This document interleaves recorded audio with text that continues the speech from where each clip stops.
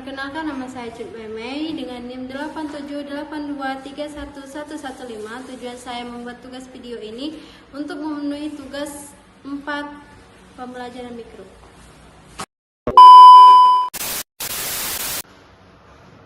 Assalamualaikum warahmatullahi wabarakatuh. Waalaikumsalam warahmatullahi wabarakatuh. Selamat pagi anak-anak. Pagi, Bu. Apa kabarnya hari ini? Alhamdulillah baik, Bu. Alhamdulillah. Sebelum belajar, mari kita berdoa terlebih dahulu. Berdoa mulai. Berdoa selesai. Anak-anak, siapa pagi tadi berangkat sekolah melihat cuaca hari ini? Saya, Bu. Bagus. Ada yang pernah melihat hujan deras? Pernah,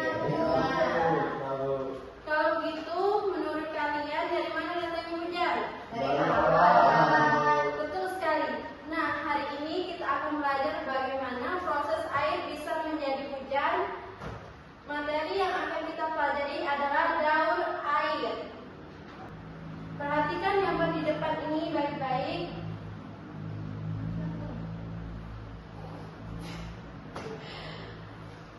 Daur air atau siklus air merupakan proses perputaran alami air sebelum kembali ke keadaan semula. Siklus air dapat dimulai dari keadaan mana saja dan terjadi terus-menerus.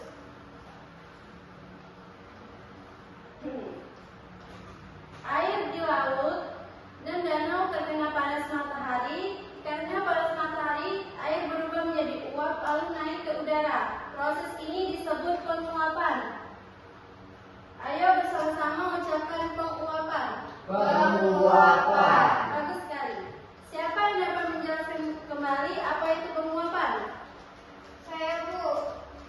Penguapan adalah air yang naik ke udara karena panas matahari. Jawaban yang sangat bagus.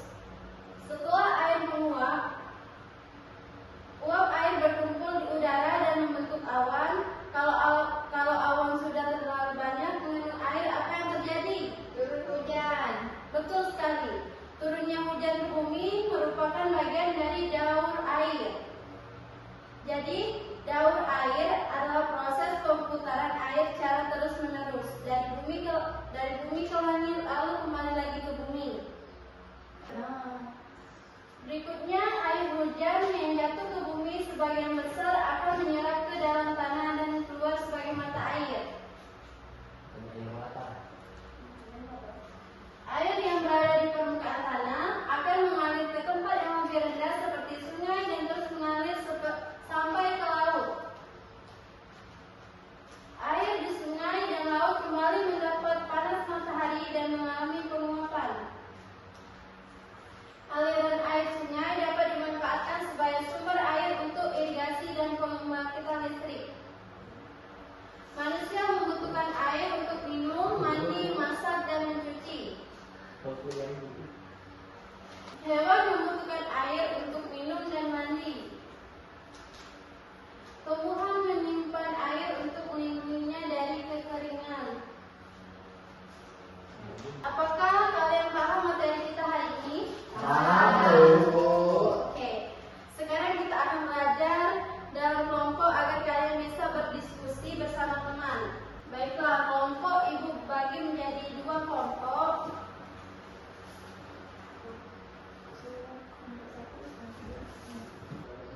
Setiap kelompok silakan berdiskusi selama beberapa menit. Kalian boleh membaca buku dan melihat gambar yang sudah ibu berikan. Sekarang perwakilan kelompok 1 silakan maju ke depan kelas untuk mempresentasikan jawaban kalian.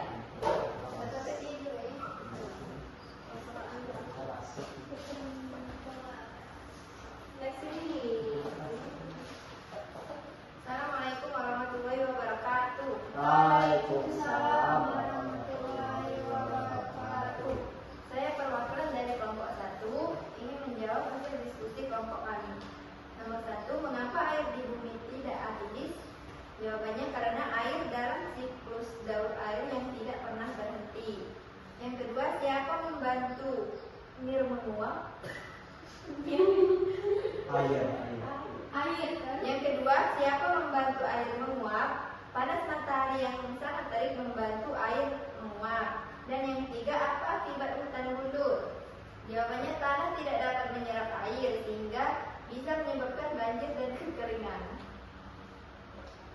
Mungkin itu saja jawaban dari kelompok kami. Kami akhiri. Wassalamualaikum warahmatullahi wabarakatuh. Waalaikumsalam Bagus sekali. warahmatullahi Tepuk wabarakatuh. tangan. Belum. Bagus sekali. Tepuk tangan untuk kelompok 1. Selanjutnya perwakilan kelompok 2 silakan maju. Baiklah teman-teman, saya di sini mewakili kelompok 2 untuk menjawab dan hasil diskusi. Soal pertama, mengapa air di bumi tidak habis? Yaitu karena adanya siklus daur air yang terus berulang tanpa henti. Siapa yang membantu air menguap? Panas dari matahari membantu air di permukaan menguap. Dan ketiga, apa akibat hutan gundul? Kemampuan tanah menyerap air akan berkurang, dapat menyebabkan banjir dan kekeringan. Mungkin itu saja yang dapat saya sampaikan. Terima kasih. Bagus sekali. Tepuk tangan untuk kelompok 2. Sekarang Ibu akan memberikan beberapa pertanyaan. Apa yang